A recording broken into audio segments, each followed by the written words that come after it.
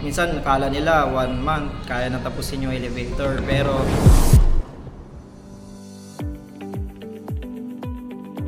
ayun, based on experience ko with clients and contractors na nami-meet ko, ang misconception nila regarding sa installation period is mabilis lang.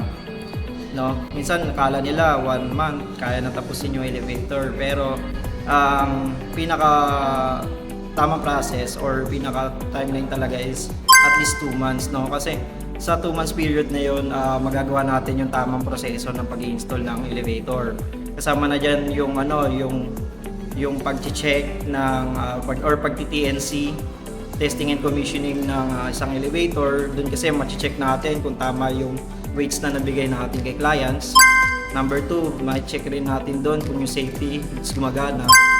Tapos isa rin doon sa TNC is ma-check natin yung durability or yung tibay ng isang motor at saka ng control natin.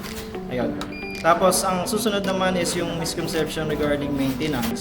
Sa clients naman, ang misconception lang naman nila doon is yung pag-maintain daw ng elevator is baka pag-cleaning lang daw, no? Pero i-clarify ko lang kasi yung maintenance natin or after sales na ginagawa sa isang elevator ay napakahalaga.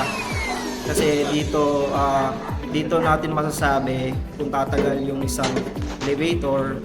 And then any branding kasi, kung any brand lang din yung elevator at without maintenance, no, hindi siya tatagal. So yung pag-PPMS talaga is napahalaga at meron yung sinusunod na steps or procedure.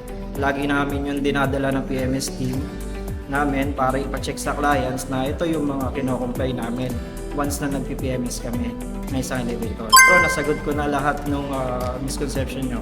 Thank you guys.